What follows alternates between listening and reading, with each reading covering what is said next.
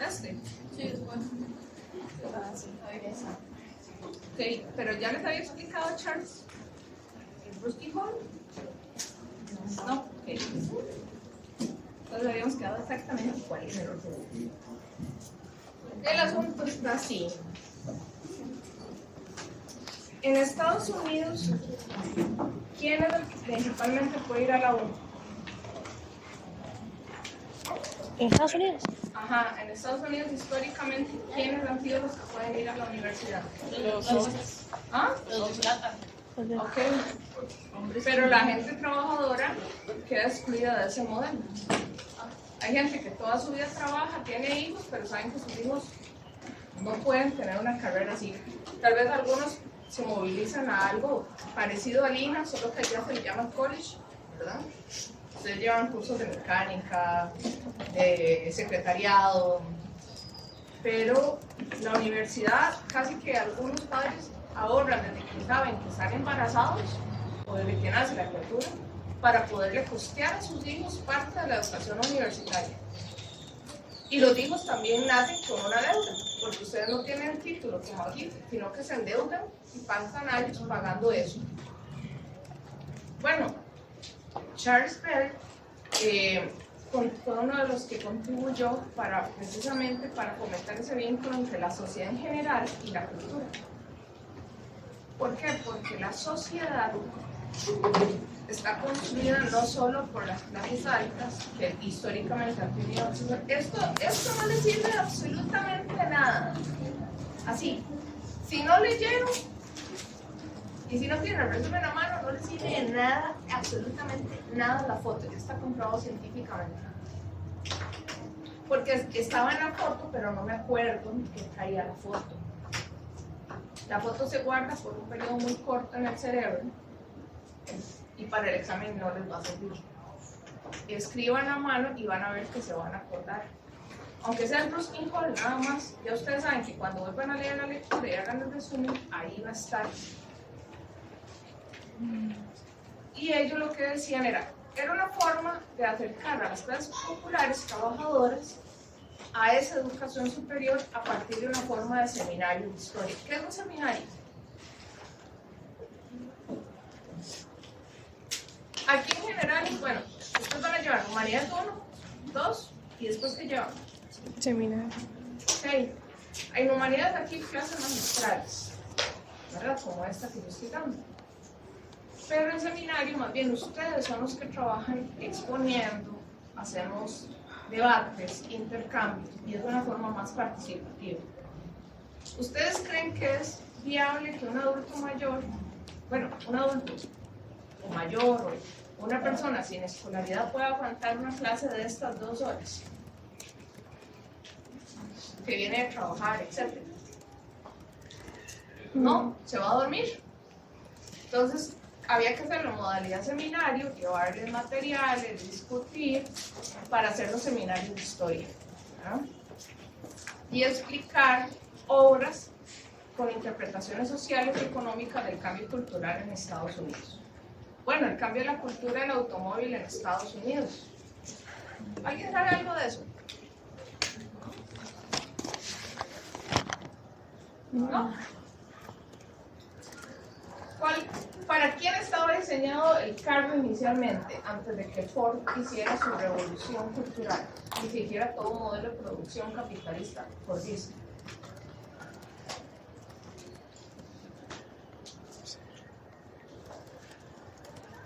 Aquí a nadie le gustan los carros.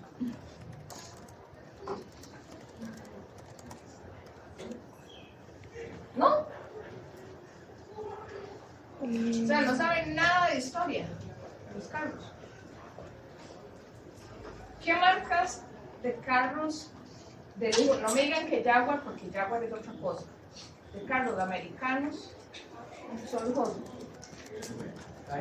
¿ah? Cadillac, ajá, ya existía, ajá. Pero es cara. ¿Alguna marca? Ajá. Rolls Royce, ¿Cómo es? Bentley o algo así que se llama. Aston Martin es de... Sí, también. Bueno, pero todos los carros estaban diseñados y se hacían personalizados. Esos carros eran solo para la élite, para los grandes empresarios, que se podían pagar un carro así. Ford hizo un cambio cultural con el automóvil a partir de su propio modelo. Creó un carro funcional, barato, hecho en cadena. Y fue como el mismo modelo que retomaron precisamente a su forma, pero versión siglo XXI, los chinos. ¿Qué hicieron los chinos ahora con los carros que están vendiendo aquí, que nos tienen inundados? Son baratos y visualmente son atractivos. Pero, Pero no tienen repuestos. eso iba a decir. ¿Pero qué? No hay repuestos aquí. Son No les diga eso porque les baja la venta. Bueno, pero el modelo chino es exitoso, ¿por qué? Porque la gente de clase media y media baja quería tener carro nuevo, pero no le alcanzaba para comprar ni un Toyota, ni un Nissan, ni un Mitsubishi. Y entonces viene el chino y le dice, le vendo un carro por $24,000 de contado. Bueno, lo sacan a crédito, no sale 24, sale mucho más. Y va a tener un carro nuevo, puede aparentar que tiene plata porque es un carro, un Jaguar, pero versión Temu. ¿Cierto o no? Se parecen a un Audi, se parecen a un Jaguar, se parecen a... Depende del carro, ¿verdad? Tiene sus cosillas. Otros son un poquito más modestos, pero depende, va a haber eso. Y entonces crea el imaginario de yo ya soy clase media, ya no soy pobre porque puedo comprar un carro nuevo. Del chino, eso es lo que no reconoce. Pero hace un cambio cultural. ¿No vieron la noticia que se incorporaron 145,000 carros nuevos este último año? A ver, las presas no son por las calles. No hay calle que resista que existan tantos vehículos en un país tan pequeño como el nuestro. No es ampliar la calle. Es también una cultura de que todo el mundo quiere su carro y andan solos. No hacen carpooling. Es un modelo aspirando precisamente al cambio cultural estadounidense. Las calles en Estados Unidos sí son enormes y los asentamientos están separados de la industria, separados del centro histórico, ¿verdad? O de la parte comercial, y entonces usted necesita un carro para moverse. También hay transporte público, pero la cultura gringa es más de carro y son valores de la vida urbana. En este periodo ellos tratan de interpretar eso, porque lo mismo pasó con el Ford y con estos otros carros fijos. Después Ford comenzó a crear otros carros que aparentaban, o gamas, que también comentaban esa diferenciación social. No es lo mismo tener un Ford Escape. Bueno, la primera generación yo tuve uno y era un carro de rancheros, era un carro para trabajo de finca. El otro que hicieron, el nieto, que por ahí anda uno en generales, es como la versión Terrien. Lo hicieron urbano y super Terrien.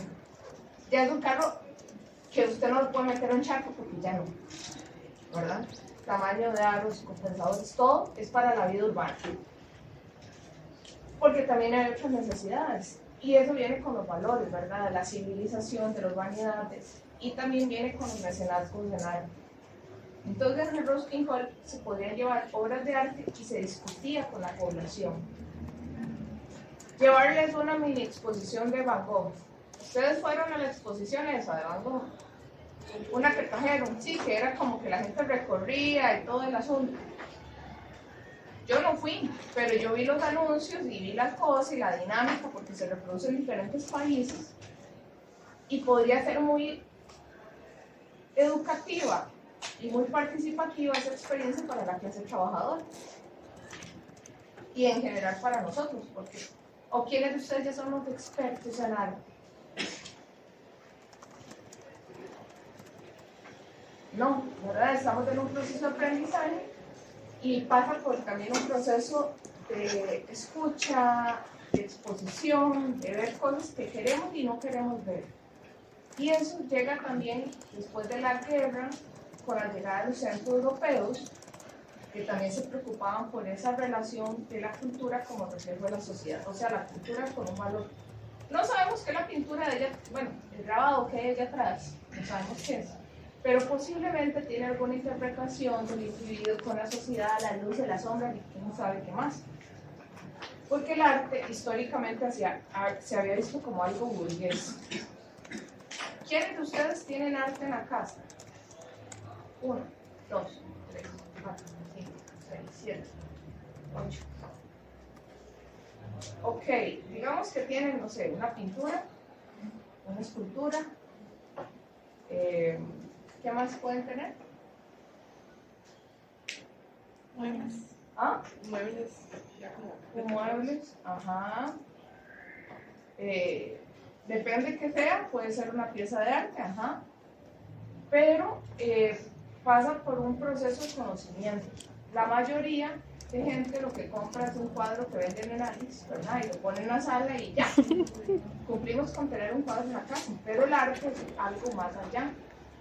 Esos mecenazgos en arte también se contemplan con las visiones burguesas, porque eran los que lo podían pagar. La clase trabajadora no tiene recursos para eso. Si en Costa Rica el salario promedio son 454.000 colones registrados al sistema de la caja, ¿ustedes creen que a la gente le sobra plata para comprar un cuadro de $1.100 o de $2.000? ¿Tienen plata para invertir? Tener arte es como tener un cheque al portador. Ustedes pueden, si quieren, lo pueden vender, pero es un proceso. Y el que no sabe de arte compra o vende lo que puede ser un tesoro, por si no sabían. Así obras de arte que se han perdido y después las encuentran en otros lados que no sabían ni qué eran. Es entretenido eso. Pero ellos trataban de aproximar eso. Y también la historia del arte con Hauser, ¿verdad?, exponía la relación entre cultura, economía, conflictos y cambio social, no cambio cultural, pero también implica un cambio cultural. Todas las pinturas son iguales a lo largo del tiempo.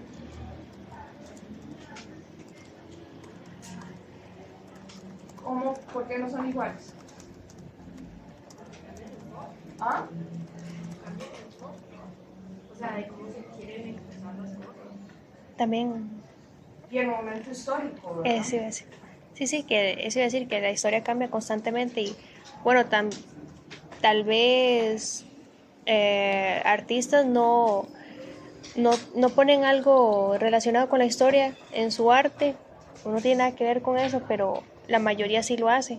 Inclusive hasta, no sé, como cambia el ambiente, como cambian, no sé, que ahora todo está reforestado o algo así, deforestado, perdón. También eso se representa en una pintura. Eso es como cambios en la historia de la humanidad. Sí, y bueno, también con momentos históricos, no es lo mismo el arte de la preguerra, de la posguerra y de cuál guerra, ¿verdad? Una cosa es la Primera Guerra Mundial, otra la Segunda, y otra las pinturas medievales, que usualmente también representaban figuras de autoridad. Todas las monarquías tienen sus propios retratos, y hasta los embellecían porque había unos que eran bien feos, entre lo que se podía. Tampoco era que sea milagros, pero se hacía. Entonces, también viene un cambio porque el arte usualmente ha respondido a mecenazgo. O sea, quien me paga el arte, yo se lo hago como a mí me parezca, pero también como me encarguen. Porque si no, no podrían sobrevivir. Pero reconocer los conflictos del cambio social. ¿Cuál es el pintor costarricense que pinta como una niña o unos niños negros jugando, que nunca se les ve el rostro? Ajá. ¿Han buscado esas pinturas? Nunca se ve el rostro, son siluetas. ¿Han visto eso? Bueno, tiene que ver también con inocencia, con conflictos, pero usualmente son cosas felices, pero también hay algo ahí que es como reconocer esa otredad con lo que no nos identificamos siempre. Tiene como un balance interesante y sus obras se venden muy bien entre los que no somos especialistas, ¿verdad? Es muy diferente a hablar de, ¿cómo se llama? De un amiguetti. ¿Cómo se llama, Adrián? Adrián Gómez, Gómez. ¿verdad? O búsquense en un amiguetti o un, ¿qué les digo?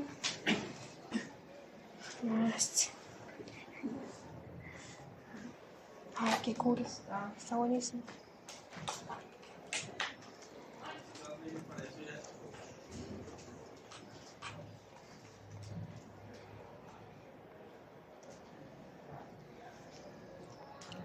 Amiguetti.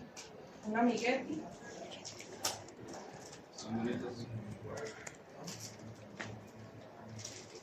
Estas. Tiene uno, son como unas siluetas de unos niños jugando, vamos a ver. Francisco Amiguetti. Amiguetti es uno, tiene también sus formas, ¿verdad? No a todo el mundo le va a gustar el arte de Amiguetti a nivel popular, pero digamos, un Carballo tampoco es para todo el mundo. ¿Han visto un Carballo? Él dibuja figuras que son gordas, pero tampoco son, ¿cómo le digo? No es un retrato como tal, sino que es como, los hace así como en carbón, los hace en pintura, depende del momento, también cambia. Olger Villegas es otro escultor. Bueno, Fernando Carballo tiene muchas cosas, pero también es un público. Amiguetti eran grabados, ¿verdad? Y una silografía de Amiguetti vale $900. Solo la silografía, que es en un pedazo de madera, tallaba, después le pasaba tinta y haga impresiones.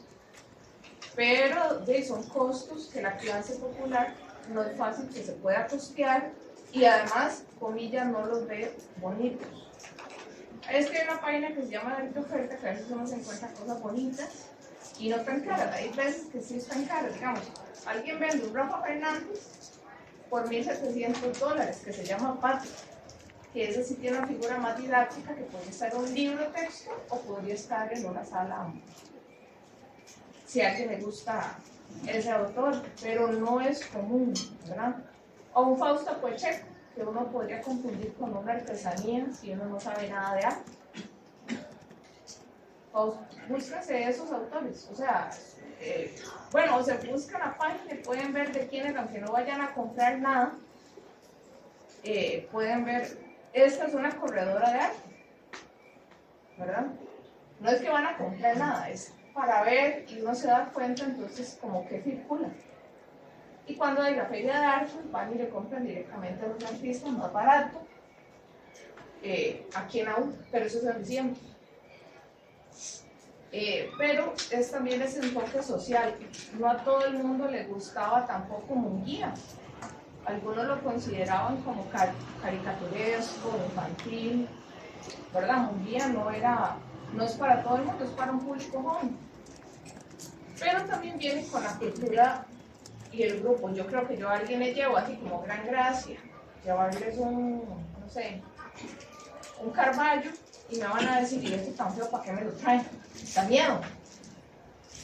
Búsquense a un Carballo, son de esas obras que yo quiero una, pero no consigo la plata.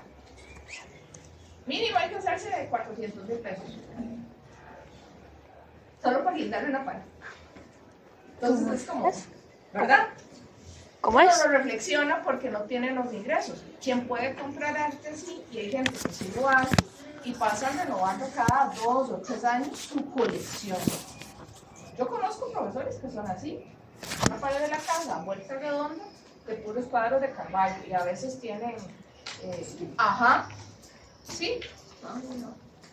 Bueno, van a ver diferentes. Vea, ese está apenas para un 31 de octubre. Y son grandes. ¿verdad? Usualmente son pinturas grandes. Y quienes tienen también una sala para tener eso. Bueno, pasa por ahí. Y viene después, con este debate de incluir la cultura, con la desigualdad, con aspectos sociales, viene el descubrimiento del pueblo, porque el pueblo no era una figura que se retomaba en arte. Siempre las pinturas, digamos, más hegemónicas representaban a alguien superior o se enfocaban en, comillas, lo que se consideraba importante, pero el pueblo también tiene su propio arte. Se ve en arquitectura, se ve en las creencias, se ve en la gastronomía, en los cuentos, en otras, ¿verdad? Y entonces, quienes descubrieron esto fueron las clases medias, porque tenían acceso a un mundo intermedio, la clase alta, burguesa, bueno, los burgueses que son la clase media alta y también las clases bajas. Y entonces que antes también eran los bailes, los oficios, los cuentos populares, folcloristas, antropólogos y anticuaristas. Los anticuaristas son como los antecesores de los de museología. ¿Antecesores? Cuando usted habla, bueno, eso no se lo voy a preguntar, pero un anticuarista es para que sepa. Un anticuario era antes el que venía y recogía chunches viejos. Hay gente que tiene como un anticuario en la casa, o sea, tiene una máquina de escribir vieja, tiene unas piezas arqueológicas, unos zapatos que eran de no sé quién. ¿Han visto eso? Que a veces la gente colecciona. Eso es más como un anticuario. Y coleccionaban cosas, pero sin un sentido meramente científico. Los antropólogos se asocian con la cultura, pero para ver cómo los grupos humanos evolucionan en su conjunto. Y los folcloristas, ¿verdad?, es ver esas tradiciones más populares. Folcloristas ticos, ¿quiénes conocen? Uno se murió hace un poco.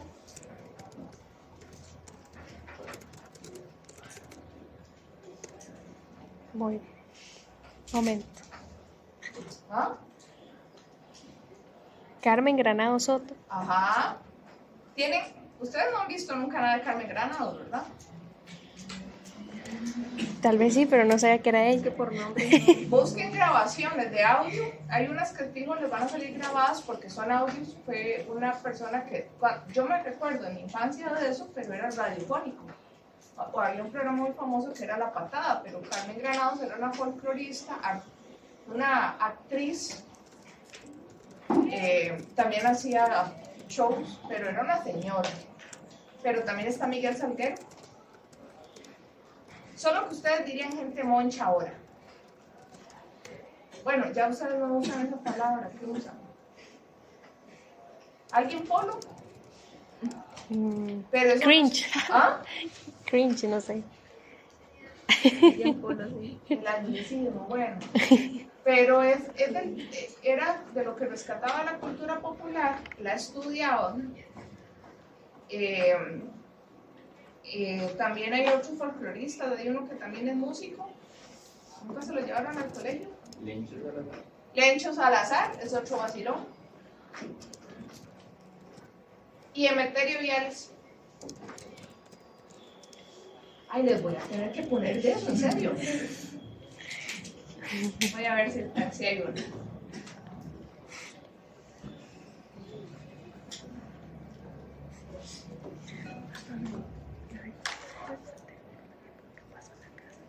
Ay, no.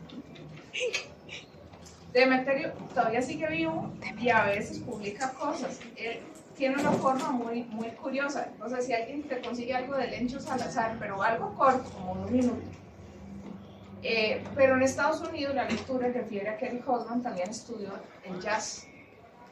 El jazz fue el origen, incluso se podría decir que fue como el antecedente incluso del rock and roll. El rock and roll ya estaba en las clases, pero no se llamaba así, estaba con población negra hasta que vino Elvis Presley y le dio un auge. Pero el jazz antes era de grupos marginales, ahora es de un grupo pipi, universitario, clase media, alta, ¿verdad? Ya no es. Y otros que lo escuchamos por Spotify, ¿verdad? Pero tenían una cultura urbana, también hacían crítica social a desigualdades, a injusticias, y la historia de la cultura nace al mismo tiempo también que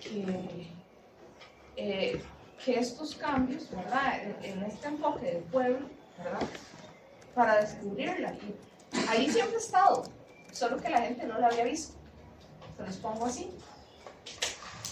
A ver, si ustedes van al centro de Ciudad de México, ustedes van a ver una ciudad con edificios que se conservan de la época virreinal y colonial.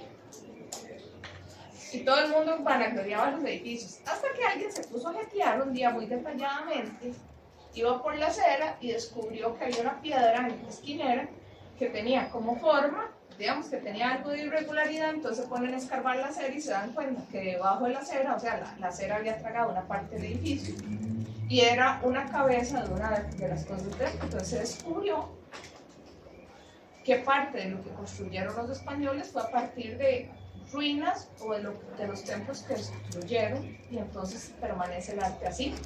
Pero hay que saber dónde ver para ver algo.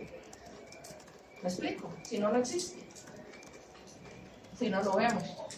Bueno, aquí yo les traía una canción de La Fruta Extraña, y era inspirada en los linchamientos de la población negra en Estados Unidos, de Billie Holiday. Tiene una vida muy triste si la quieren estudiar, y ella cerraba todos sus conciertos con esa canción. Es bastante crítica, porque era cuando los negros, si se manifestaban, los agarraban, los colgaban y los dejaban guindando de un árbol hasta podrirse. Entonces, también era un proceso de deshumanización, ¿verdad? No se consideraba un humano similar a los blancos. Y era el tiempo del apartheid gringo, que en África sigue viviendo. ¿Alguien aquí estudia Rwanda, verdad? ¿O cómo era? No, son otro grupo. Que tengo confundidos los temas de tesina entre allá y acá. ¿Quién estudia? No, no. ¿Quién? Cuando separamos a una persona de los otros por la característica física, estamos también en cierta forma deshumanizando. Bueno, depende cómo se haga, pero el racismo y el fascismo vuelven a retomar eso, ¿verdad? Y es una cuestión que ha impactado el humanismo y que ustedes tienen que tomar una conciencia crítica. Si quieren, lo buscan ahí en internet después, tiene La Fruta Extraña, ¿verdad? Y esto es una producción muy vieja, pero bueno, les voy a poner un pedacito.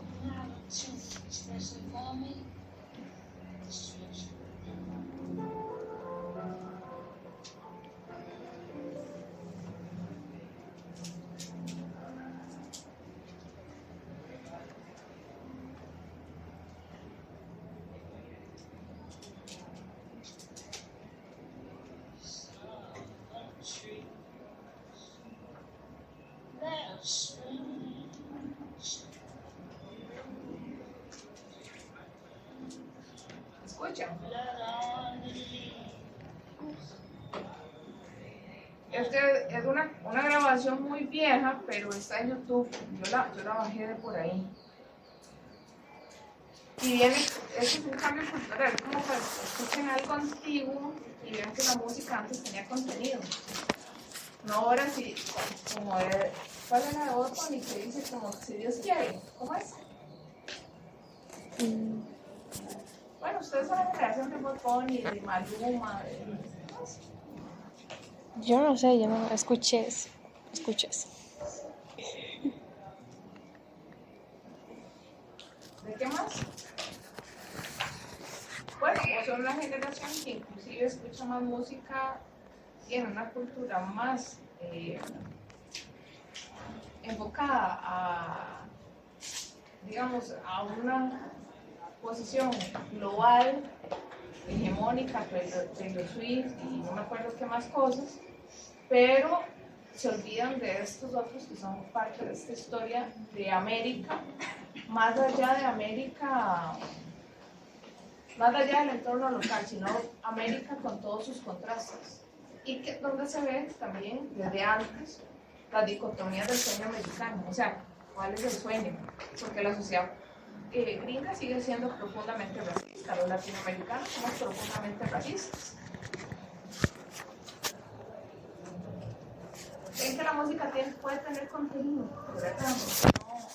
No cualquier cosa. Bueno, el enfoque marxista precisamente eso también se lo criticaba a la historia, porque el enfoque clásico no tenía base económica ni social, sino que se basaba en lo importante. ¿Se acuerdan? Que Leopold decía que no todo era digno de ser resguardado en historia, entonces ¿quién y quién no?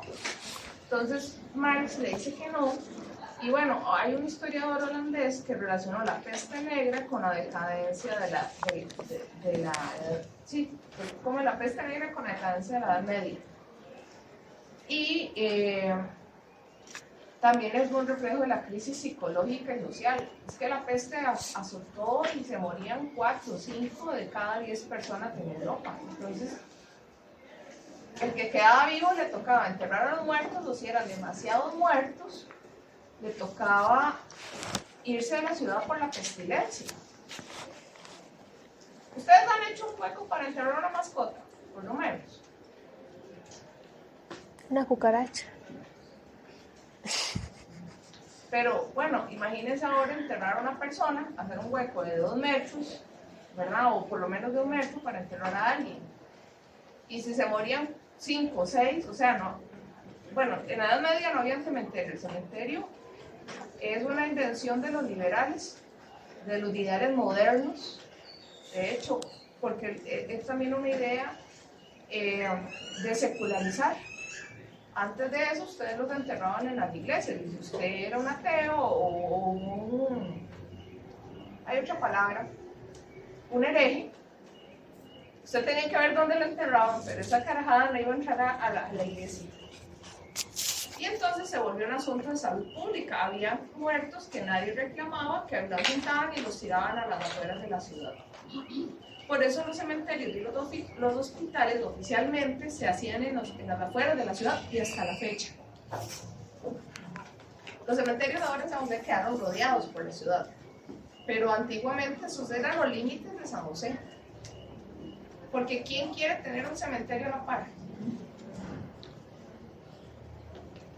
Yo sí, pero, digamos, tienen que ser muy buenos vecinos, no se bullan. Pero el problema es cuando hay una epidemia o una pandemia o algo así, porque van a aumentar el flujo de cadáveres o una ola de violencia, ¿verdad? Algunos cementerios en Limón casi que el panteonero tiene todos los días trabajo y parte varios cuerpos. ¿Entienden el asunto?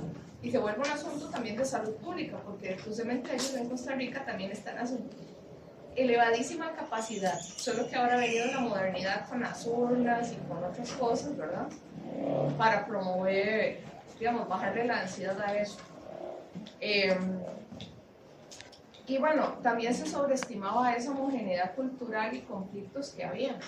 Era lo mismo en tiempos de la peste, ser de la aristocracia, a ser un campesino o un obrero o algo que estaba ahí en media ciudad, bueno, un obrero no, un artesano que vivía ahí en una casita y todos compartían el mismo campo.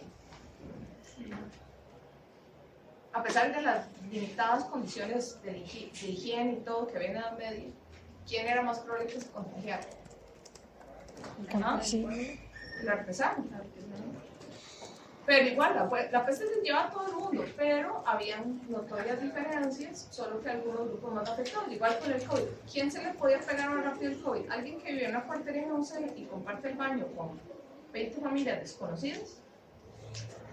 Y viven todos, la papá, mamá, chiquitos, o sea, un cuartito. Así son las cuarterías, no, o sea, usted comparte baño con desconocidos. O ustedes que tenían la fortuna de tener su propio cuarto con todas las comodidades. Los que si acaso compartían. a veces compartir con un hermano. ¿A quién es más probable que se le pegue el COVID? A los que compartían baño. Ajá. Entonces no hay una homogeneidad cultural, hay particularidades. Y la historia inicialmente comenzó por una homogeneidad, ¿sí? Todo el mundo, el arte y esto y el otro, y hacían una idea que era ideal. También se plantea esto de la paradoja de la tradición. La tradición implica con ciertos tipos de conocimientos y destrezas. Bueno, otro caso. ¿Quiénes de ustedes saben tejer? 1, 2, 3.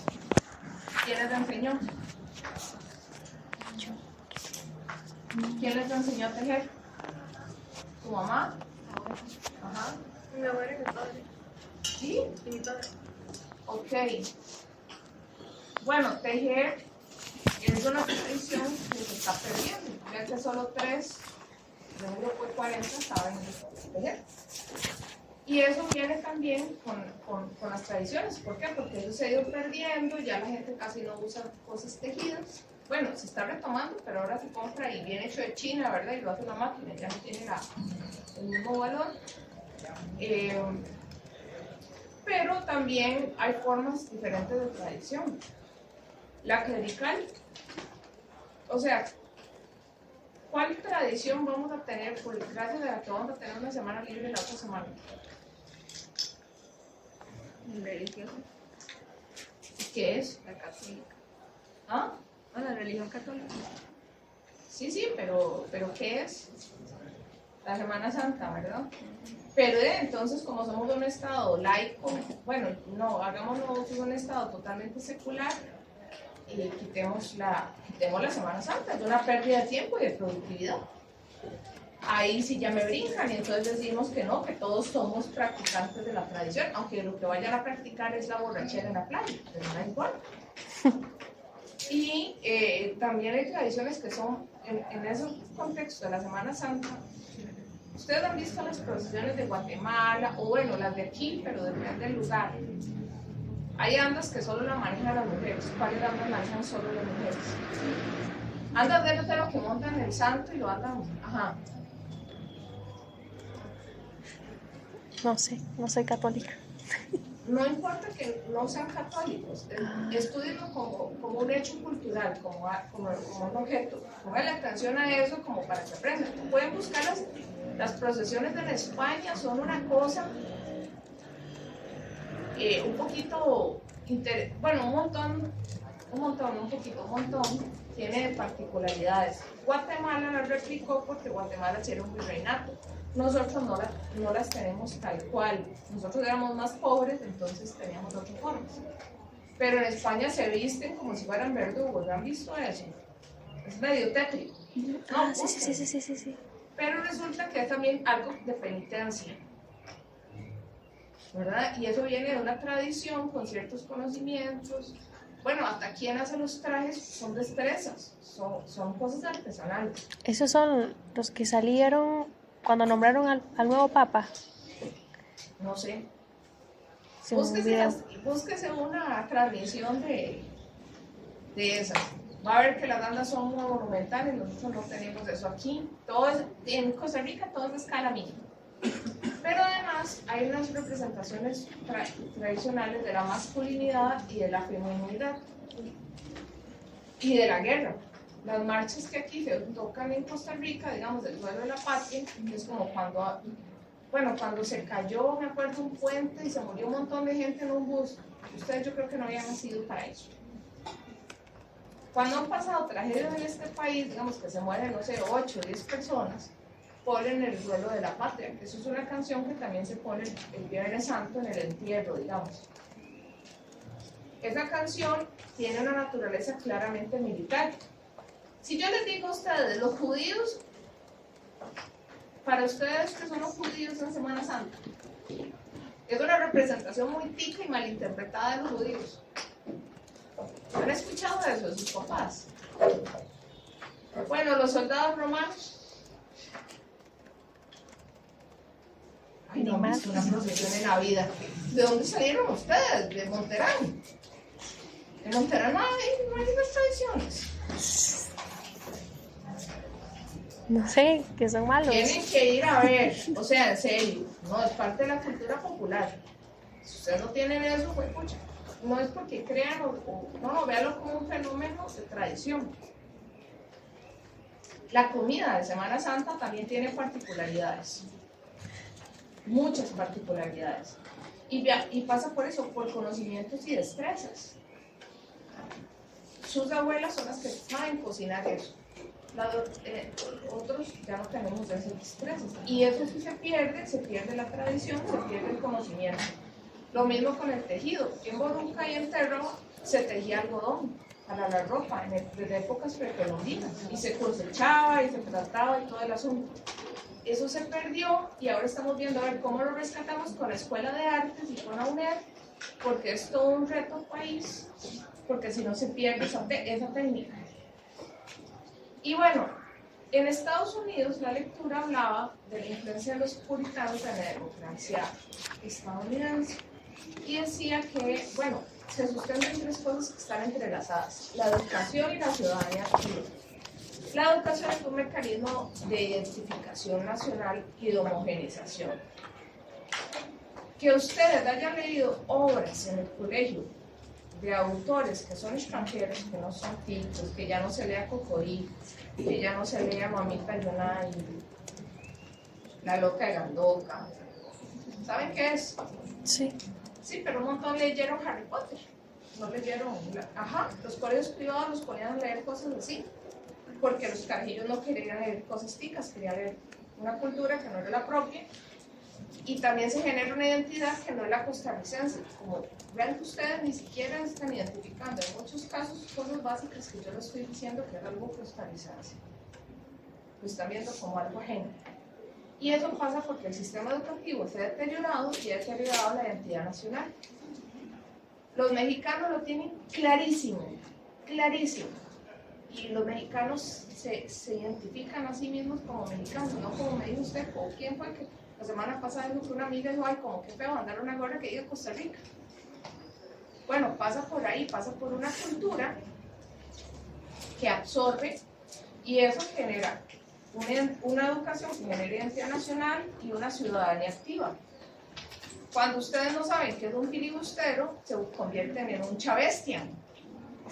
¿Qué dicen filibusteros a todos los que no están a favor de Chávez? ¿Entienden cómo se...? Y usted le pregunta a la gente, ¿y sabe qué es un filibustero? No necesito saber, el presidente ya lo dijo. Son todos los que, ¿verdad? Y no está entendiendo qué significa la palabra. Por eso la educación es clave. Y bueno, si la gente no está educada y no está preparada, van a estar callados como ustedes. Y no va a ser un gobierno participativo. Las asambleas son comunitarias, la comunidad de ustedes es la universidad o sus asociaciones de estudiantes. Si ustedes no participan en las asambleas, no pueden quejarse de las decisiones que toman, igual en la PEUR. Si ustedes participan activamente, ustedes pueden, si nosotros no tenemos ingreso, necesitamos una computadora, porque hay gente que no le alcanza con la beca para comprarse una compu, nunca tuvo antes. Y eso también hace elegir una federación que responda a sus intereses y eso hace que se gane un consentimiento de los gobernados. Lo mismo también pasa cuando no se tiene educación y nada más se obedece. Se gana un consentimiento de los gobernados pero sin una participación local. Pero en el caso de los puritanos se ejercitaban en estos tres ejes: educación, ciudadanía activa para hacer un ejercicio participativo del gobierno y un consentimiento de los gobernados. O sea, el que elegían tenía que hacer cosas que eran de aceptación popular.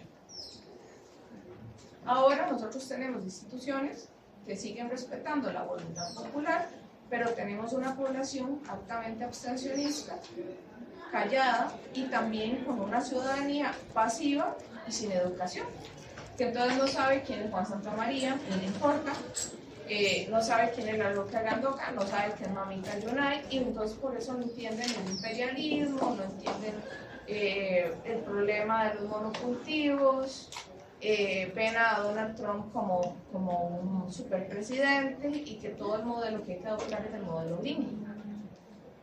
¿Entienden por qué es tan importante la educación? Ustedes pueden educar para hacer piones, como lo que se está haciendo en este momento, o pueden educar para ser ciudadanos críticos, respetuosos y reflexivos. Solo que eso se ha ido abandonando porque también implica que van a elegir y van a participar por opciones que no les gustan a los grupos que están al poder en este momento.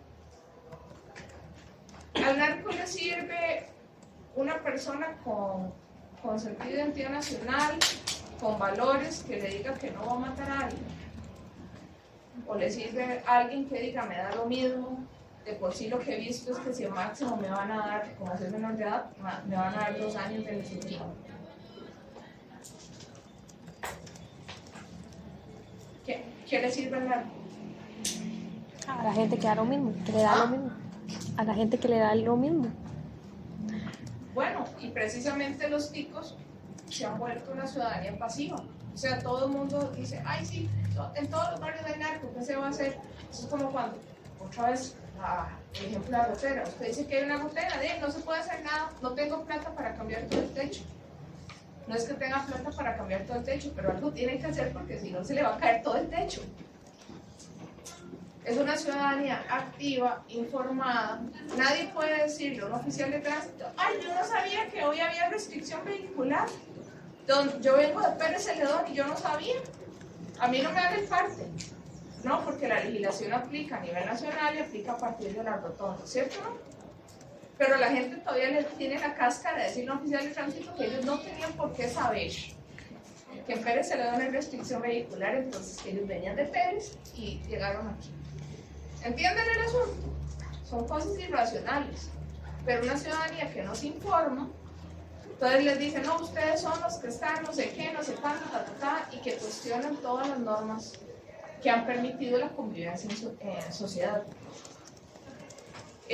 Las contradicciones de la historia de la historia de la cultura popular. Bueno, ustedes saben que son los poemas de Safo. ¿Ya los vieron en comunicación? No. Bueno, son poemas de la historia antigua, digamos. Son cosas que sobrevivieron. Bueno, esto es una traducción, obviamente. Y son, obviamente, ¿cómo les digo?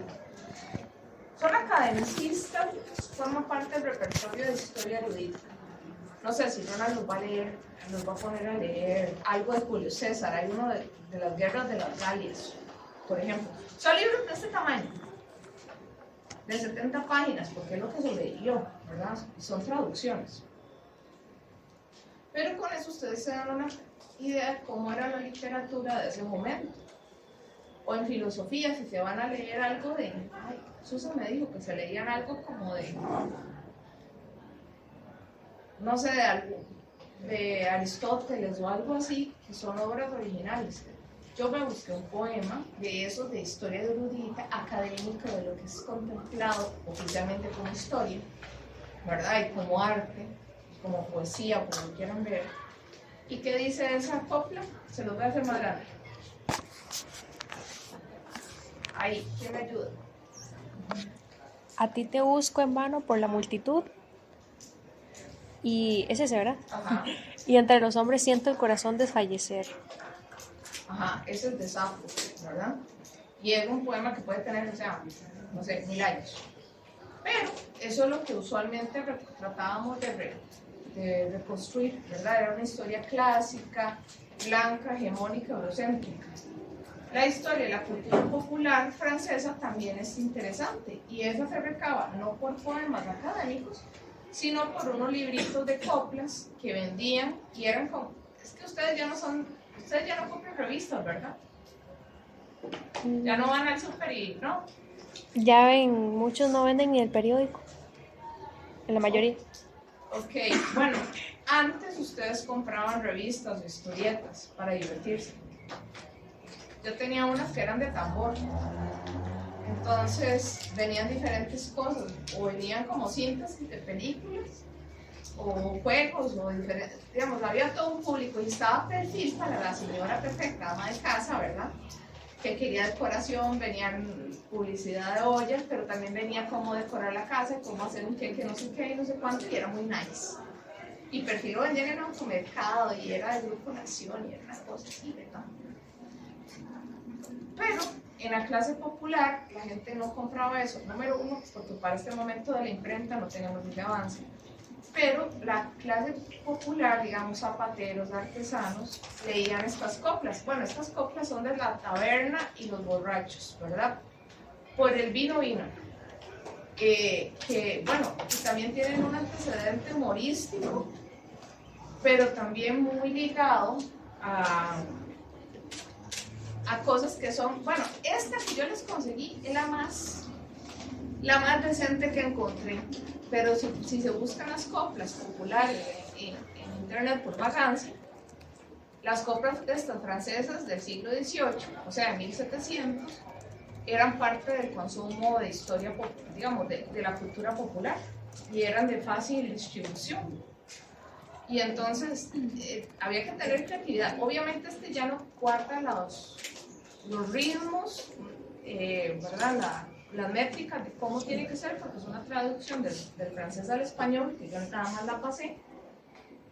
Y lo que dice es que el vino es un traidor, te sonríe al principio, te enciende el estómago y te hace hablar más alto. Pero cuando llega la mañana, martilla las sienes y lo deja muerto y con la cabeza ya sabe duro. O sea, eso era un común. ¿Qué clase de vino tomaba la clase popular? No lo sé, pero aparentemente no son los vinos franceses que trae el automercado, ¿verdad? Y entonces, eso también es cultura, porque hacían una reconstrucción de qué era lo que leía la sociedad para ese momento.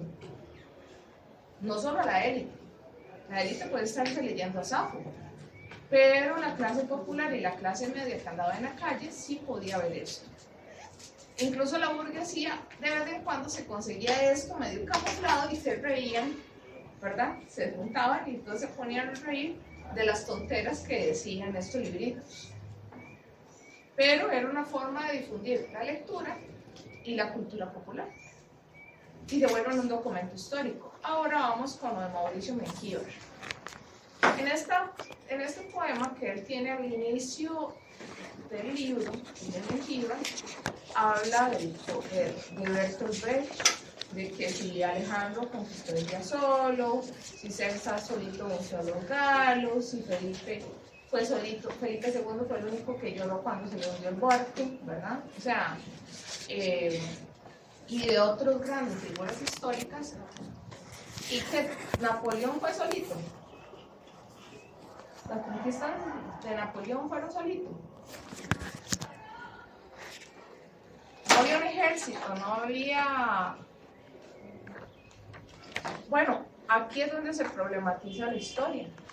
No hay historia sin problemas. Eso lo vamos a ver más adelante. Pero Mengíbar lo tenía muy claro. La historia no es solo estudiar el pasado y las grandes figuras, también es insistir en la humanidad y en la dinámica a largo plazo, y esa dinámica implica reconocerles a todos los grupos sus particularidades. Hay gente que habla mucho que la Universidad de Costa Rica, aquí vienen solo los chiquitos de papi y mami de colegio privado. ¿Han escuchado ese cuento?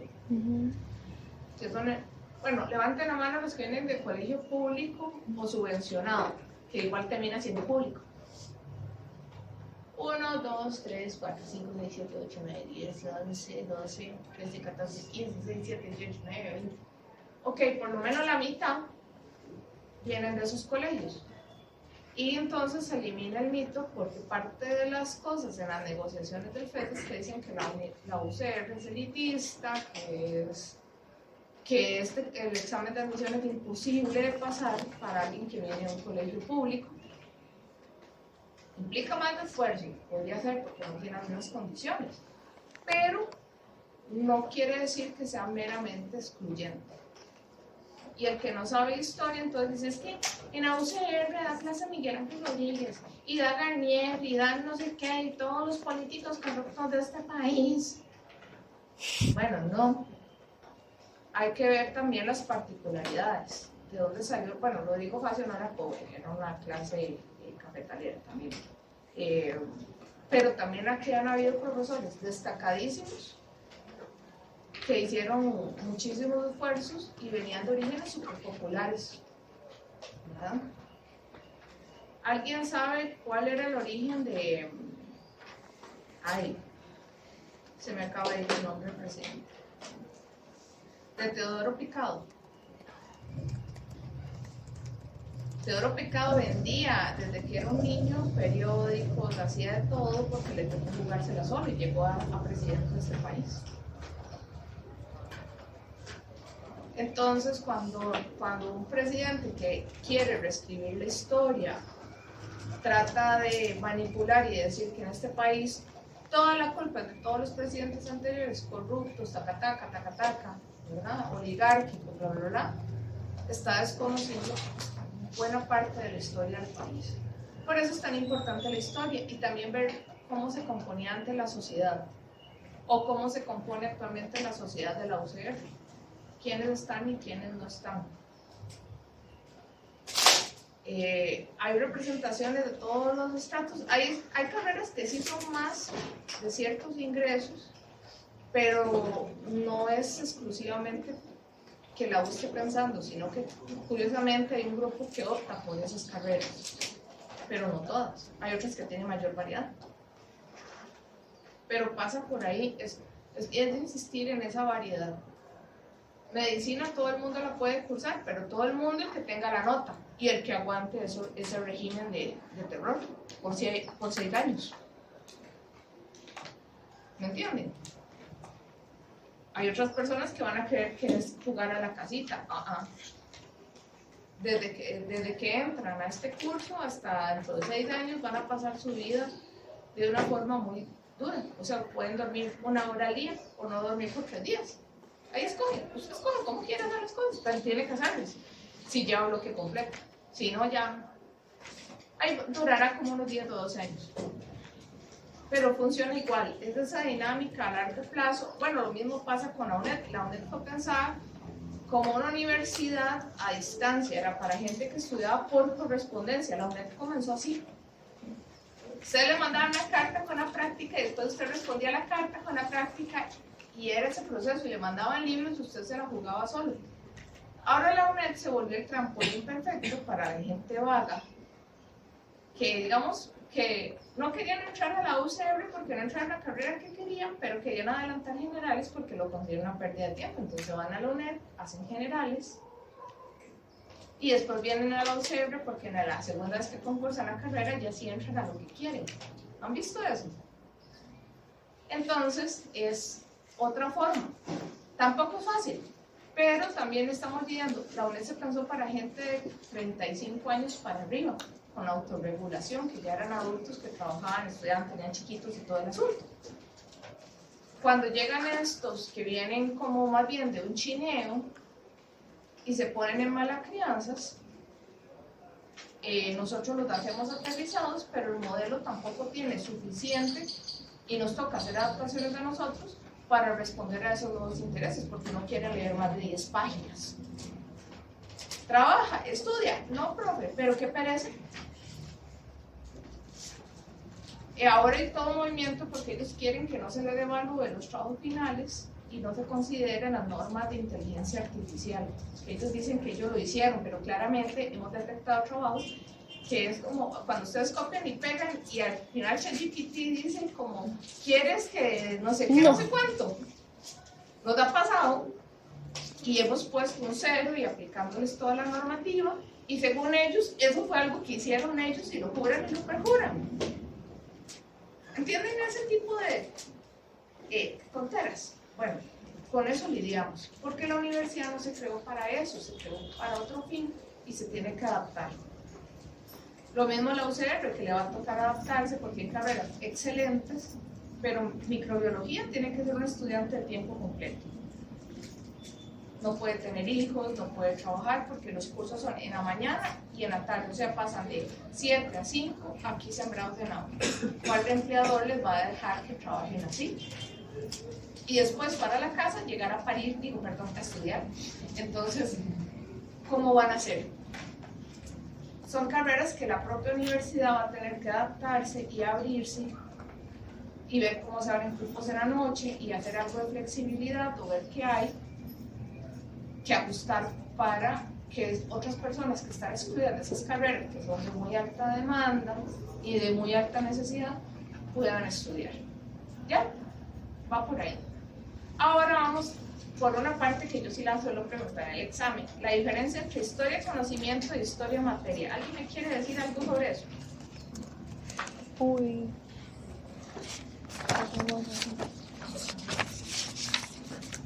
Momento.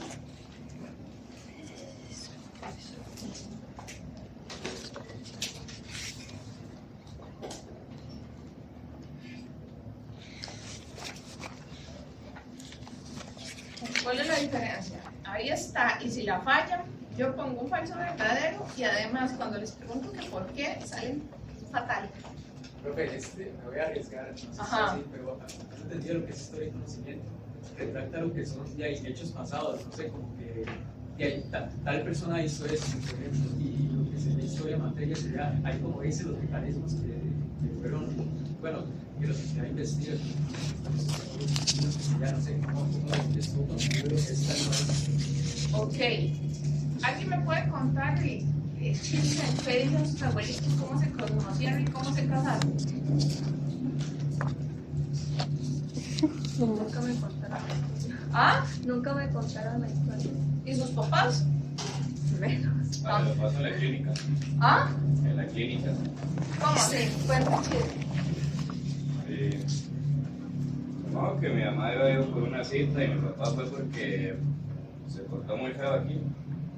Y ahí se conocieron en la clínica. Y ya se echaron a hablar y se cambiaron los números de teléfono. Ajá. No, no es el teléfono. Mi papá no tiene teléfono. Mi papá es que él es muy. ¿Cómo es la palabra? No es hablador, es otra palabra. La cuestión que de punta de hablar se fue. Ok. Mi papá tiene el don para las palabras. Labia. Ya lo encontré. Muy labioso, muy ¿Ah? labioso. Ya lo encontré. Ok. Sí, sí. Bueno, pero digamos que entonces sus papás se conocieron y digamos, no sé, se casaron y se fueron a vivir a no sé dónde porque también consiguió su papá trabajo en otro lado, que era mejor y más cerca y no sé qué. ¿Han escuchado eso? A veces, de las historias. Y son historia de conocimiento. Lo mismo pasó, bueno, si yo les digo historia de conocimiento es eso, cómo se conocieron sus papás, en la fila de la clínica tal, ¿verdad? En tal contexto, en tal año. Pero también es la historia de cómo se pobló Desamparados y cómo fue la colonización agrícola digamos, del sur de la capital. Fueron subiendo Frailes, la zona de Los Santos, después llegaron a Pérez Celedón, la historia de los Dureña. Dureña es un apellido, aquí nadie es Dureña, ¿no tiene familia nadie Dureña? Bueno, los Dureña están desde Desamparados hasta Pérez Celedón, Ciudad Neyli y todos esos lados. Fue gente que las familias poco a poco fueron colonizando, después los hijos se iban también a probar suerte o incluso ya a invertir, o sea, meter ganadería, camiones, lo que fuera, y así se fue el proceso. Cuando usted le da un ADN, ahí está la historia de los dureños. Ah, sí, mi tío se fue para allá abajo, entonces los dureños que están allá abajo, yo sé que son familia mía, pero yo nunca los he visto. ¿Han escuchado eso? Bueno, eso es historia conocimiento, es la explicación de los hechos del pasado. En el caso de sus papás, por la fila. En el caso de los otros, se fueron por colonización agrícola y buscando oportunidades de mejorar, ¿verdad?, su nivel económico. La historia materia es como lo que yo estudio con las aguas residuales o como la que Ana María Botello estudia con el agua de cañería, que es el agua de consumo humano. ¿Cómo se hizo el proceso?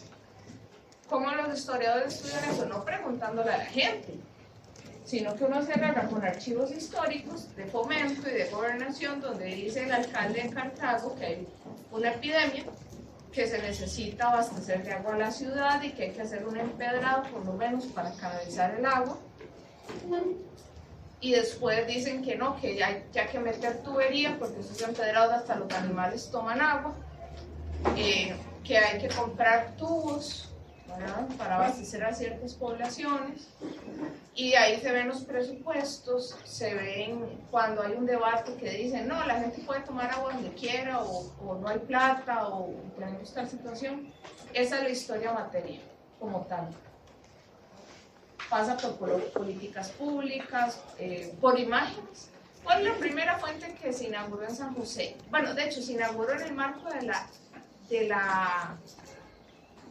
la nueva cañería, la cañería que era así fabulosa para la ciudad de San José.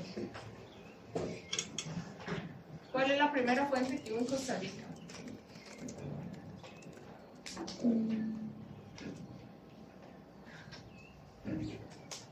Va bien, usted sí entendió el asunto, pero ¿cuál fue la primera fuente? La trajeron de Inglaterra, si más no me equivoco. Vino en barco, alguien un día se encontró la boleta de retiro en el archivo. Tiene unos huecos de comején buenísimos, pero ya no hay comején. La primera fuente. De agua. ¿Cuál? De agua, claramente. ¿Sí? Por si acaso. Cupido y... No sé, es que no sé. Cupido y Alcina, sí. ¿Y dónde está? Ajá. Esa fuente está también hecha. Vean el material, tiene casi 200 años y está intacta. Y cuando la sustituyeron no sabían qué hacer con el chunche viejo y la U se la trajo. Porque la gente con la modernidad, ustedes no han visto a sus papás que cuando cambiaron del televisor culón a la pantalla no sabían, el televisor estaba bien, pero como querían una pantalla, ya después no sabían qué hacer y lo tiraron al patio que el tele estuviera bien. ¿Han visto eso? O lo regalan o lo hacen algo. Bueno, lo mismo pasaba con este tipo de cosas. La UCI las rescató, las trajo, las puso en funcionamiento y vean que es tan buena, que lo que le han hecho son procesos así de mantenimiento y sigue funcionando. Esa es la primera fuente de San José y bien hecha porque funciona todavía. Vayan y se compren una fuente de Pequeño Mundo y hablamos. ¿Entienden la diferencia? Esa es la diferencia entre historia y materia. Y los historiadores pueden hacer un libro de Cupido y el Cisne, aquí como se encuentra la referencia en internet, dicen que fue traída a tal lado, que fue diseñada por tal empresa, que fue para la inauguración de la ciudad, y hay fotos de quienes estuvieron en esa inauguración, cuánta población tenía San José, cuánto costó, por dónde entró, si por Limón o si entró por Punta Arenas. ¿Entienden la magia de la historia materia? Así que no quiero un fallo en este examen por eso. Siempre lo pongo, siempre me reviento más de uno. Pilar, ajá. ¿Cuál es la diferencia entre, o sea, no lo entendí muy bien, entre historia de conocimiento y historia de materia? ¿Alguien que repita? Historia... Bueno, historia materia... No, historia del conocimiento es la explicación de los hechos del pasado. Ajá. Pero puede no ser científica. Usted ha visto que hay gente de las comunidades que se dice historiador, pero no es historiador, que dice cómo llegan las familias de un barrio. Estamos mal. Entonces, la historia del conocimiento es que alguien lo dijo, y la de la materia es que está por escrito, que eso sucedió de tal forma. ¿Sí? Bueno, no solo por escrito, sino que se utilizan técnicas y mecanismos. Hay un historiador que se llama Iván Molina, que está pensionado, gracias a Dios, que Iván era de la parte cuantitativa. Y Iván tiene un libro que se llama Un ciclo de historia de la educación. Y el chavalo, yo no sé cómo, bueno, yo sí sé cómo, pero con muchos asistentes y él también con mucho trabajo en el archivo, sacó todo el presupuesto histórico que el Estado le da destinado a la educación respecto al PIB de cada año. Entonces, cuando ustedes buscan ese librito, van a ver que está una tabla inmensa, ¿verdad?, que ocupa varias páginas, para 1890, 1891, no sé, está todo el periodo, ¿verdad?, cada año, cuánto era el PIB y cuánto se destina a educación primaria, cuánto a secundaria y cuánto a otras cosas, o cuándo llegó la educación, ¿verdad?, superior. tiene otras obras, porque él se puso a sacar de fuentes oficiales con el método histórico que en parte ir a revisar documentos, ¿verdad? No solo eso, vamos a ver qué más allá, pero usar la rigurosidad de una fuente objetiva, digamos, que usted la puede ir a constatar, no es un invento. No como ahora, que se sacaron gráficos en las elecciones que estaban mal elaborados, precisamente para influenciar el voto y convencer a la gente que eran los mejores. ¿Qué pasa cuando usted da una declaración de que Costa Rica está a punto de ¿cómo se llama? Eliminar la pobreza extrema? ¿Han visto esas declaraciones? Ah, sí. ¿De verdad estamos a punto de eliminar la pobreza extrema? ¿La dijo alguien recientemente? ¿Sí? No, hombre. Y sacaron datos, y datos del crecimiento económico y todo, pero no tiene una sola fuente. Me pasó porque unos estudiantes de la UNED lo utilizaron para un foro, y yo les dije la fuente de los datos, y me ponen Trivisión.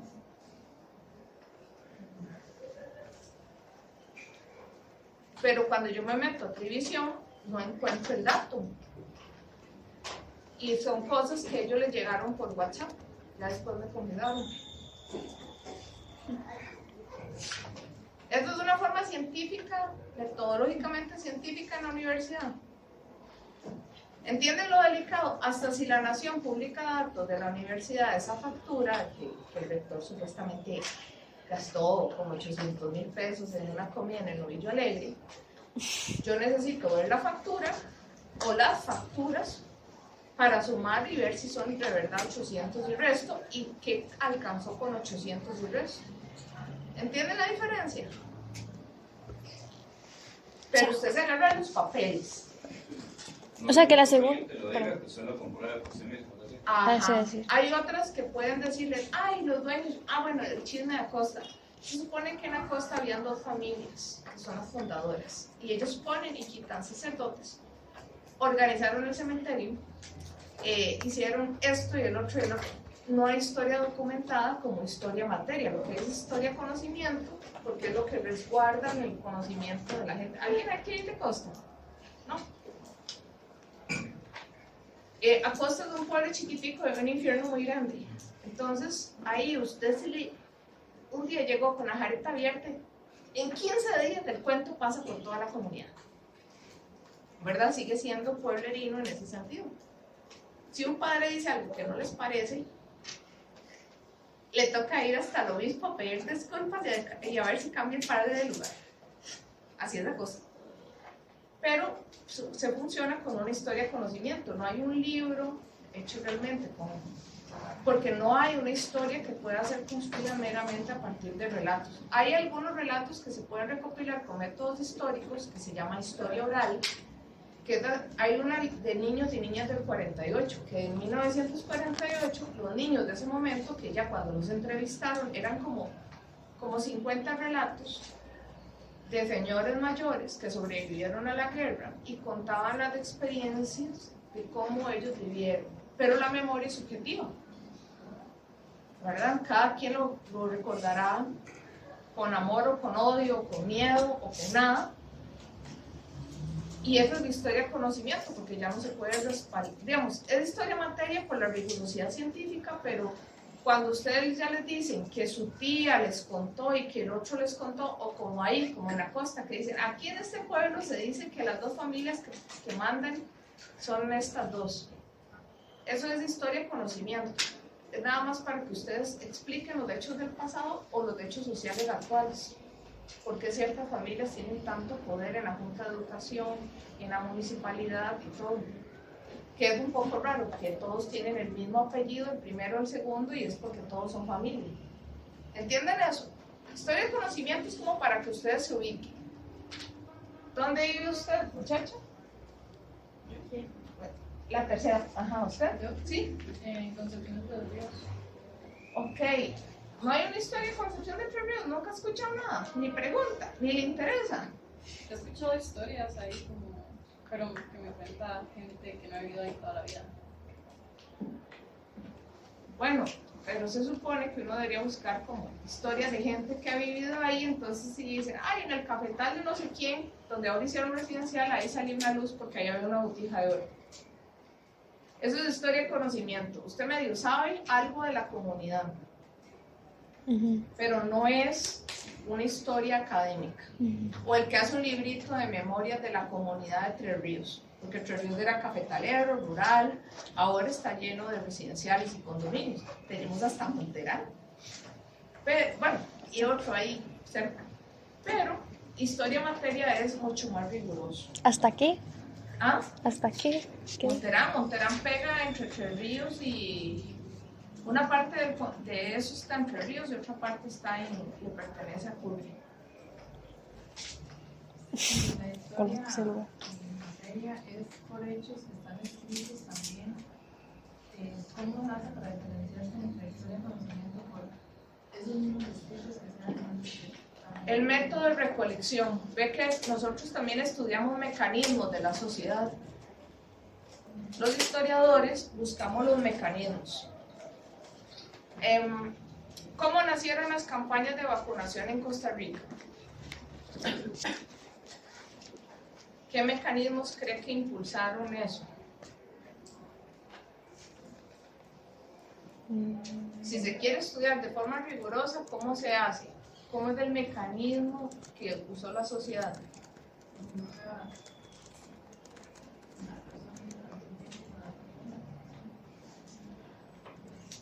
Bueno, ya la vacuna ya estaba hecha.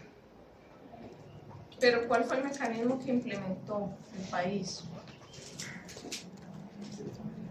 Es que una vacuna no es de hacer pruebas con la gente. Ya la vacuna está creada. Pero llegó un periodista o llegó un médico que dijo, miren, en Francia están aplicando tal vacuna y los chiquitos ya no se mueren de polio, ¿verdad? Es que ustedes, bueno, ni ustedes ni yo sobrevivimos a la generación del polio. ¿Alguien sabe qué es el polio? Una enfermedad. ¿Qué es? Bueno, por lo que sé, es una enfermedad que Suma volumen. es una enfermedad que atacó bastante gente antes de la vacuna, que lo que sé es que causa parálisis. Ajá. Era algo que era como, bueno, yo no sé si era un virus, no tengo la menor idea. La cosa es que los chiquitos se contagiaban, Poliovirus. daba una fiebre y usted quedaba con daño, digamos que podía ser una discapacidad de un brazo o de una pierna, y entonces quedaba como rígida. Incluso hay profesores de esta universidad que yo conocí que fueron sobrevivientes al polio, entonces parece que tienen una discapacidad física por un accidente o algo, porque ustedes lo ven con un bastón, y es que sufrieron polio, ¿verdad? Y un día sí le pregunté que cuál había sido su accidente, y me dice, no es ningún accidente. Dice, yo cuando era niño padecí de polio y no estaba vacunado. Y es de una persona que puede tener 62, 63 años. Para que se hagan un cálculo de que no es algo tan nuevo el proceso de vacunar y erradicar la polio. Bueno, era la poliomielitis, tiene que ver con algo también neurológico, ¿verdad? Y había niños que se morían porque se quedaban, todo su cuerpo perdía la funcionalidad. Pero ¿cómo es el mecanismo? La palabra mágica es mecanismo, el mecanismo que la sociedad hace para que se dé, digamos, para estudiar ese cambio social. ¿Cuáles mecanismos se estudian en historia? Sí, estadística. Puede ser estadística de mortalidad, pero también puede ser la política, los decretos, la normativa, las inversiones en educación, en salud, en mejora sanitaria. Y bueno, toda una política para convencer a los papás de vacunar. Vean que ahora más bien estamos para atrás. ¿No les da vergüenza que estemos en el siglo XXI, en el 2025, y haya gente que no cree en las vacunas? ¿Entienden el asunto? Las farmacéuticas obviamente cobran millones, sí, pero las farmacéuticas no se pueden arriesgar a demandas millonarias porque ellos tienen que garantizar antes que el producto, igual experimentan en personas en una fase del proceso, pero lo hacen con un consentimiento informado, lo que vimos, no lo hemos visto, lo que vamos a ver en algún momento de toda la ética y lo que hacen, pero la farmacéutica les dice, le ofrecemos trabajo para inyectarle tal cosa, ¿verdad? Y esos son experimentos que se hacen. Pero cuando el tratamiento funcionó, es eficiente y hay como un mínimo de efectos secundarios, es cuando se dice sacamos tal vacuna al mercado. Hay otras cosas que pueden ser efectos raros, como esto del, ¿cómo es? ¿Cómo es lo que daba también el COVID como un efecto secundario? Pero también era una secuela del COVID, gente que pasó mucho tiempo que se quedaba como también, como si fuera polio, pero es como una inmovilización. ¿Han escuchado de eso? Guillain-Barré, ¿ah? Guillain-Barré, exacto. Pero eso era tanto del COVID como de la vacunación, pero la gente anticiencia agarró eso y dijo, todos los que se van a vacunar, les va a pasar esto, les va a pasar un infarto, y sacaron un montón de cosas, pero la gente no está entendiendo que si la gente no se hubiese vacunado en este país y si la gente no hubiera aplicado la cuarentena, lo que se aplicó en tránsito, la restricción vehicular, ¿se acuerdan que había que estar a las 6 de la tarde y no sé qué y no sé cuánto? Estuviéramos, bueno, la mortalidad hubiese sido altísima. Pasó en Nicaragua, pasó en otros países donde no se hizo nada. En Brasil se hizo porque sabían precisamente al que estaba, ¿cómo se llama este desgraciado que estaba en Brasil? Flaco, que yo creo que está en la cárcel, que es un facho. Él sabía que era la forma perfecta de matar gente pobre en Brasil.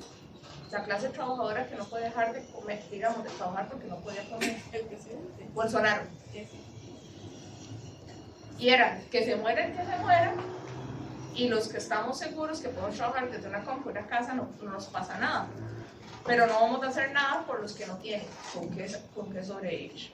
Se van a morir todos de alguna forma. Es el mismo principio de Milenio. Pero no aplican los principios de la ciencia. La idea es que haya inmunidad de rebaño con la campaña de vacunación. Si todos estamos vacunados, es muy poco probable que el virus mute.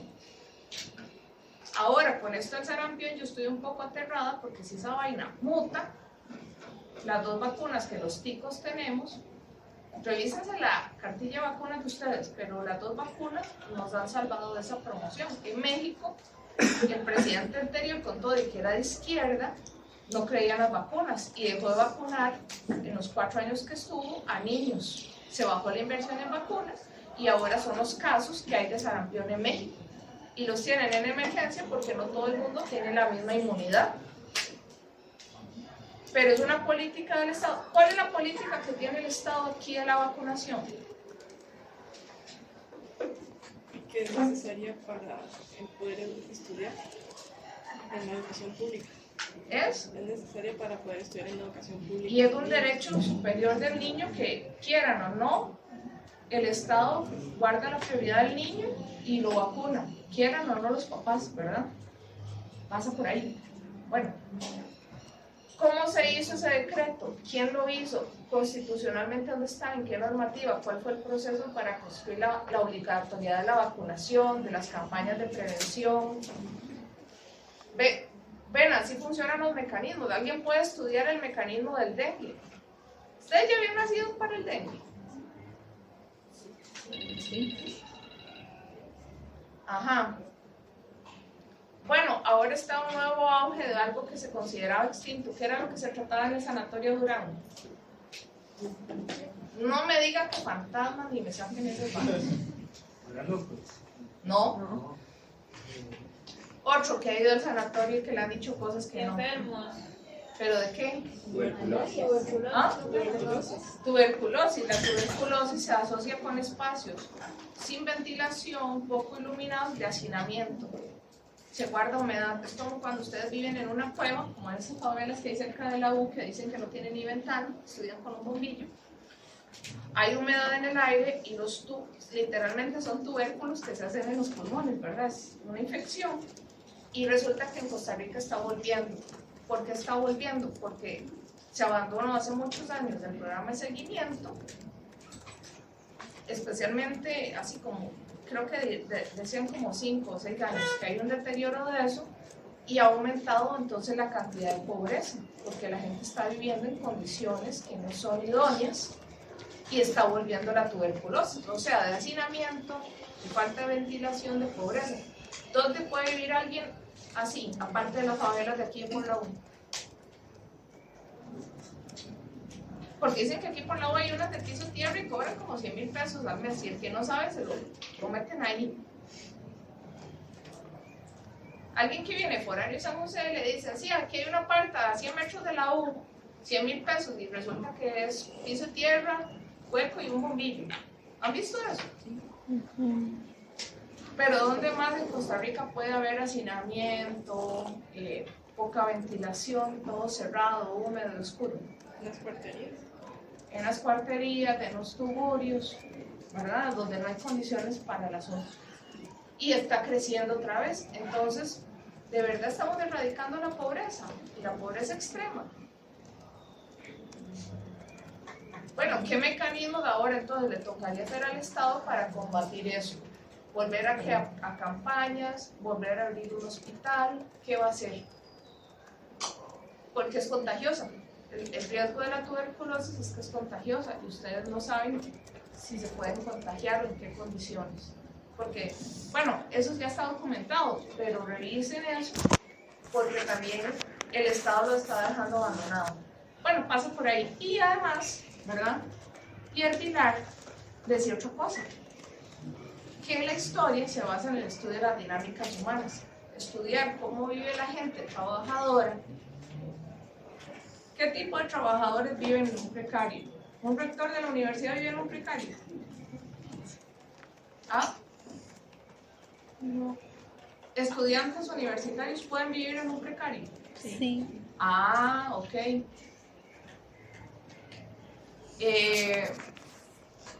¿Ven por qué hay que estudiar esa parte? Digamos, las dinámicas.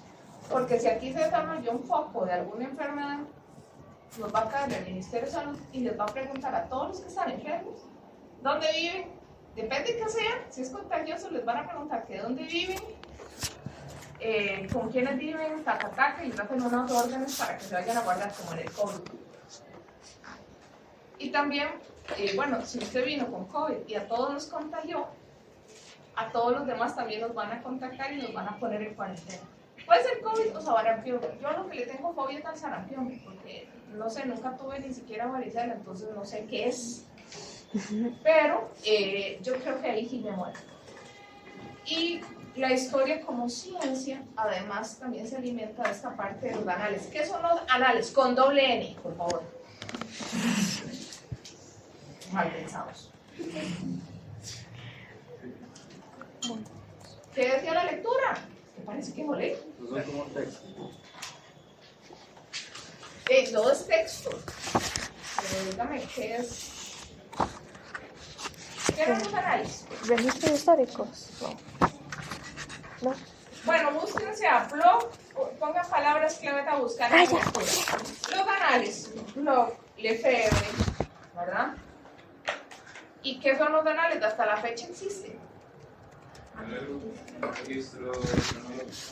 Ajá, tiene que ver con eso y también tiene que ver con esa historia que es compilatoria. Lo que ustedes a veces piensan que hace un historiador que se sabe todas las fechas de nacimiento y de todos los héroes y de todas las batallas. Para eso buscan los periodistas, los historiadores. Pero uno no sabe todo. Y entonces Marx insistía que junto con los anales también tenía que ver la estructura social. Pero es que yo no entiendo eso de Marx. ¿Es el de marxismo-leninismo? ¿Es el mismo o no? Karl Marx es el papá de la historia del materialismo histórico. Funciona para filosofía, funciona para historia y para sociología. Él no era una sola cosa. Él es de un papá, de hecho, él no habló de la sociología como tal. Pero él hablaba del materialismo histórico. O es lo mismo el rendimiento que usted va a tener durmiendo 8 horas y teniendo 3 comidas al día, al rendimiento que usted va a tener durmiendo 2 horas debajo de una parada de bus y comiendo una vez al día. Hay una condición material que es muy importante para poder estudiar y salir bien, ¿verdad? tener condiciones materiales. Y eso parte también del conflicto. Marx lo estudió, no lo del leninismo, es que vos ahí lo estás haciendo un puño. A Marx es lo que estamos estudiando, pero como un actor en este grupo de personas importantes en el desarrollo de la historia de la cultura. Y bueno, también cambia la estructura social. Es lo mismo la estructura social de alguien que vive en Monterrey, es vecino de Chávez, a alguien que vive en la cárcel. Son las mismas condiciones materiales, la misma estructura social. ¿Por qué no? Otra realidad económica, Sí. también de salud y todo lo demás. Incluso ambiental. Posiblemente el que vive en Monterrey tiene una oficina así con vista panorámica, zonas verdes, piscinas, etc. Y el de la Carpio puede tener la casa, pero no va a tener, ¿qué les digo?, una piscina ni una vista así como a zonas verdes. Es una mole de cemento, ¿verdad? Y lata y todo el asunto, pero no hay parques ahí cerca. ¿Me explico? Ustedes más bien hacen como todo bien cerrado, número 1, para que no se metan a robar, y número 2, por aquello un balazo. Y además hay poco espacio, no hay tanta plata como para hacer una casa de 200 metros cuadrados, una casa de 36 metros cuadrados. ¿Ven las diferencias? ¿Y dónde es mejor estudiar entonces? Ya. ¿Ah? En donde hay plata. Pero eso también tiene que ver con los números. Podemos hacer los anales de la educación superior. Entonces, digamos que a fin de semestre yo junto aquí y veo los registros de ustedes del norte y después les pregunto a ustedes que a qué clase social pertenecen, alta, medio, baja, y les pongo como un ingreso promedio por familia. Menos de 300,000, de 300 a 500 o más de 500,000. Y después veo los registros viendo de la gente que salió perdiendo el curso. Resulta que no es un acto de discriminación, okay, pero que ustedes vean que le costó más pasar el curso, que me dicen en la encuesta, ¿verdad?, que el curso era más difícil porque no tenían tiempo de leer o que no tenían plata para imprimir, posiblemente era el que tenía menores recursos. Pero también se puede quedar gente de clase alta porque dijeron que no les interesaba el curso y se pusieron a dormir y también se quedaron, pero por diferentes motivos. Unos porque les sobra y otros porque no tienen las suficientes oportunidades. ¿Entienden el asunto? No es discriminatorio, pero sí hay condiciones que influyen. No sé, ¿quiénes aquí están jugándosela solos por primera vez en la vida? O sea, que tienen que cocinar, lavar, planchar, hacer de todo. ¿Usted? No, en realidad no. ¿Qué? Solamente como volviendo sola, pero lo demás no. Pero entonces usted le cocinan y todo. Ah, no. ¿Entonces? No, o sea, que antes ya lo hacía, pero no vivía sola, o sea, vivía con mi familia. Ahora Ok, pero ahora me lo está haciendo así. O sea, 100% sí es Ajá. más complicado. ¿Verdad que sí? Porque tiene que, usted ya no puede llegar y decir, ay, voy a sacar de la refri tal cosa. Es que le va a tocar, tiene que hacerlo. Entonces usted va a tener posiblemente mayores dificultades para ajustar su agenda y es algo totalmente válido. Puede vivir en los apartamentos de lujo a la parte de la finca 2 o puede vivir en otro lugar, pero si le toca hacer todo, no vas a tener el mismo tiempo para estudiar. ¿Alguien más que les haya tocado ahora como los vikingos? 2, 3. Bueno, pero ¿Solo viviendo solos, profe? sí, viviendo, digamos que se tienen que venir de Pérez o de la casa para acá y jugársela por primera vez en la vida, así. Profe, de Ah, ¿yo? Limón. Ah, Bueno, pero ustedes vienen, es lo mismo llegar a la casa. Yo llego a mi casa y yo sé que yo abro la refri, algo ahí, meto 30 segundos al microondas. O si llego muy cansada me dicen que quiero comer. Ustedes no, nadie se va a levantar y les va a decir, tome, aquí ya le alisté unas tortillitas con cafecito. ¿Entienden? Yo admiro mucho a los estudiantes que vienen de condiciones muy difíciles o que les toca asumir esa condición muy difícil, aunque vengan de cuna de Oro de Pérez o de cualquier otro lado, cuando les toca venir aquí a cocinar y lavar. ¿Por qué? Porque tuve un compañero que los primeros 3 meses mi mamá le patrocinó el arroz porque lo quemaba. El resi. Porque el resi le decían a usted que le dan el cuarto, pero no les decía mayor cosa. Y el ma era el menor de todas las hermanas mayores, eran mujeres y él era el príncipe de la casa. Y el ma juraba que en residencias había una empleada que le iba a lavar, planchar, cocinar. Y cuando le dicen, papillo, vea, bienvenido a la residencia de la U, son 3 camarotes, ¿verdad? Hay 6 personas roncando en la noche, una refri, una cocina, el cuarto lavado está en el primer piso, eso tiene que ver cómo se organizan con el resto de los condóminos aquí a la par de educación, y una olla rosera como máximo avance ingeniería. Pero la olla rosera no servía, entonces le tocaba cocinar en la cocina, daba media vuelta y se lo ahumaba el arroz. Y como hombre, nunca creyó que como hombre le iba a tocar cocinar.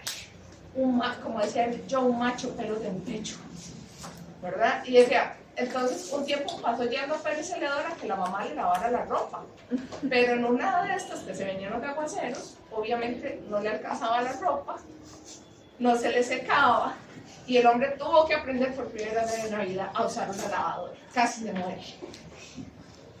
Y fue todo un proceso de educación, porque es parte de la cultura. El patriarcado y el machismo, cuando él le contaba al papá, le decía, no, papi, ahí nos tienen empleada y todo. Dice, yo sigo siendo todo un macho.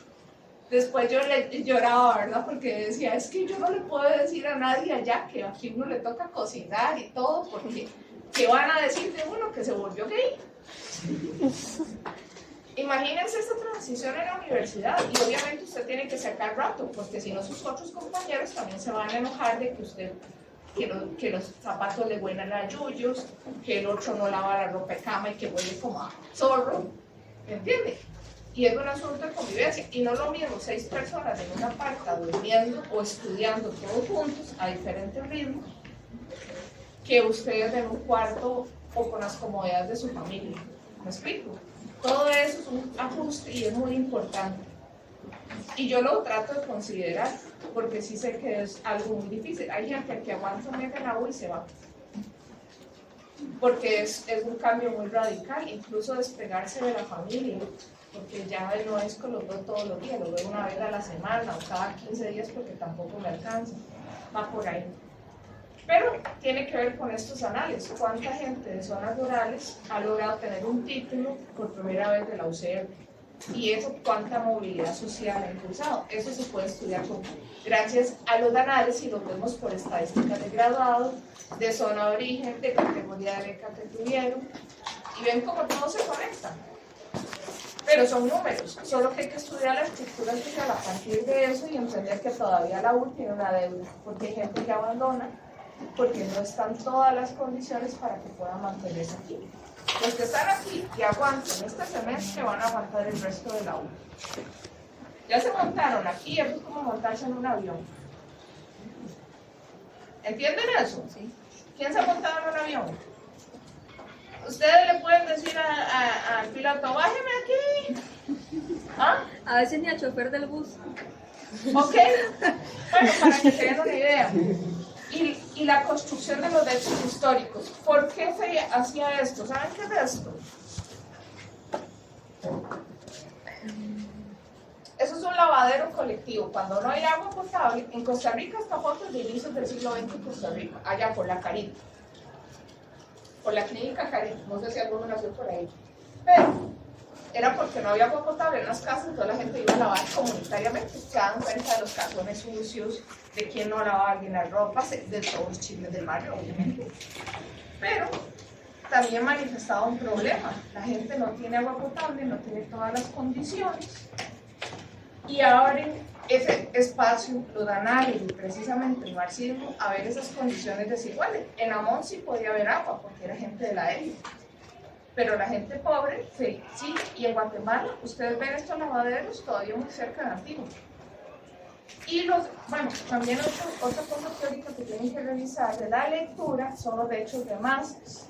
Porque Pierre Vilar decía que había 3 tipos de hechos. Los hechos de masas, como el COVID, que tiene una implicación demográfica, los patrones de pensamiento, creencias, lo que pasó, electoralmente en el país, se puede estudiar como hechos de masas. los hechos institucionales, que tiene que ver también con cambios en la normativa. Las fotos no les van a servir de nada si no lo pasan a mano. Derecho civil, cambios de la normativa, lo que usted dijo, la obligatoriedad de la vacunación en los niños, o aquí para estudiar en la UCR. En un semestre en la U pidieron la cosa de que usted estaba vacunado, el carnet. Un tiempo, a nosotros nos lo pedían para continuarnos del nombramiento como interinos y a los estudiantes para matricular. Cuando, como en el 2021, la U tuvo un tiempo esa política. Y la de acontecimientos, que son hechos específicos. Un personaje famosamente detestado por la historia, pero que ahora podría volverse un héroe y es un ejemplo para algunos. Ajá, exactamente. Aparece un líder, tiene su momento histórico, igual que Mussolini, igual que Trump, y después desaparecen, pero son recordados por eventos y por decisiones que toman. Y bueno, ahí está la corrección para ustedes que creen que todo es escrito. Los historiadores no solo lidian con papeles, Dios guarde me digan que solo con papeles bien. Profe, no se lee nada. ¿Ah? No se lee nada.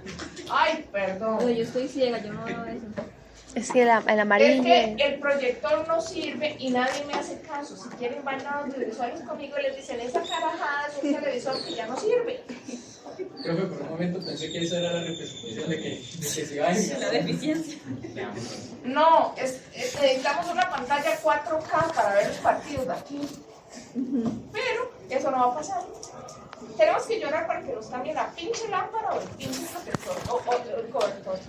El asunto aquí es que ustedes pueden estudiar historia con poemas. Si yo agarro todos los poemas antiguos, puedo hacer un artículo científico o un libro analizándolos, cuáles eran los temas que inspiraban. Uno de los principales temas de la literatura y también de los poemas y a veces de los cuadros es del amor o el romance. ¿Han visto eso? Pero también puede haber dramas, puede haber música, uno puede estudiar la evolución de la música, o ustedes estudian la misma música o escuchan la misma música que sus abuelos. ¿Ven que no conocen? Búsquense ¿cómo se llama la que ustedes encontró? Búsquense el programa La Patada. Esa gente todos los domingos tenía un guión improvisado y hablaban de temas nacionales de corrupción, por eso mataron a Parmenio Medina. Ustedes no saben quién es Parmenio, ¿verdad? Búsquense quién era de los últimos. A él lo mataron y el periodismo de investigación y de sacar chanchullos casi que se extinguió. Periodista Parmenio Medina. colombiano radicado en Costa Rica. Sí, él tenía. Ustedes el programa La Patada, con solo que lo escuchen, tal vez les va a gustar. Inscripciones, monumentos, relatos y crónicas. Ustedes pueden escuchar a gente de los santos vieja decir cómo fue que se fue urbanizando o cómo fue que se fue adquiriendo la cultura del café en los santos. Cómo se hicieron varios beneficios, cómo se movieron las familias. En los santos también pasó un fenómeno. Cuando se cayó los precios del café en los 90, ¿qué pasó? La gente se fue para Estados Unidos y entonces era tierra de mujeres solas, igual que Pérez. El marido limpiando ventanas en Estados Unidos y las mujeres quedaban aquí solas. ¿Ven que eso sí se puede estudiar por memoria? O si, como lo dijo Randall, que si van a investigar, no sé, un movimiento, lo pueden hacer buscando a la gente. También es de una forma, pero hay que hacer una metodología, puede hacer historia oral. De eso hay libros enteros de metodología de la historia oral. Testimonios, que son otra forma. Artefactos arqueológicos, objetos históricos, ¿verdad? Todos sus celulares después van a ser objetos históricos. Hasta su Instagram, sus cosas. El día que no estén, yo creo que ahora deja hasta una cosa que uno puede dejar a alguien delegado, ¿verdad? Facebook un día me mandó eso, como que uno puede dejar a alguien para que entre a la cuenta de uno cuando uno se muere. ¿Por qué? Porque se vuelve una fuente histórica. Entonces imagínense que ya la historia no es solo papel, tiene que ver con mucho más. Y eso es lo que tenía que decirles. Feliz Semana Santa, pórtense bien, lean,